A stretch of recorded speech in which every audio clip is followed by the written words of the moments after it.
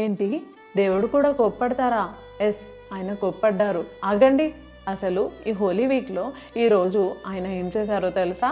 ఆయన బేతనియ గ్రామానికి వెళుతూ ఉన్నప్పుడు ఆకలితో ఉండగా దూరంగా ఆయనకు ఒక ఆకులున్న అంజూరపు చెట్టు కనిపించిందంట. అయితే అది అంజూరపు పండ్లు కాసే కాలం కాకపోవడం వలన ఆ చెట్టుకు ఆకులు తప్ప ఆయన తినడానికి మరి ఏమీ దొరకలేదంట. అయితే ఆయన వెంటనే ఆ చెట్టును ఇక మీదట ఎన్నటికి నీ పండ్లు ఎవరునూ తినకుదురుగాక అని శపించారంట.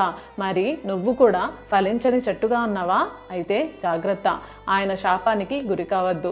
ఆ తర్వాత ఆయన యెరూషలేములోని దేవాలయంలోనికి ప్రవేశించినప్పుడు అక్కడ ఆయనకు వింత వాతావరణం కనిపించింది. అక్కడ ఎవరికి వారు అమ్ముకుంటున్నారు, కొనుక్కుంటున్నారు. రూకలు, పశువులు, గొర్రెలు సంతలా తయారైంది. ఆ తర్వాత ఆయన కోపంతో వాటన్నిటిని పడవేసి, నా మందిరము సమస్త అన్యజనులకు ప్రార్థన మందిరము, మీరు దీనిని దొంగల గుహగా చేశారు అని ఆ మందిరాన్ని అంతటినీ ఖాళీ చేసి శుద్ధి చేశారు. అలాగే ఆ దేవాలయానికి వచ్చిన గుడ్డివారిని, కుంటివారిని స్వస్థపరిచారు. ఇవన్నీ చూసిన చిన్నపిల్లలు దావీదు కుమారునికి జయము అని దేవుణ్ణి ఆరాధించారు. ప్రధాన యాజకులు, శాస్త్రులు ఆయనను తమ కుయుక్తి అయిన మాటల ద్వారా శోధించారు. అటు తర్వాత ఆయన వారిని విడిచిపెట్టి బేతనియాకు వెళ్ళి అక్కడ బస చేశారు. అయితే తన మందిరాన్ని సంతలా తయారు చేస్తేనే భరించలేని ఆయన నేడు నీ హృదయమే తన ఆలయంగా నివసించాలనుకుంటున్నారు.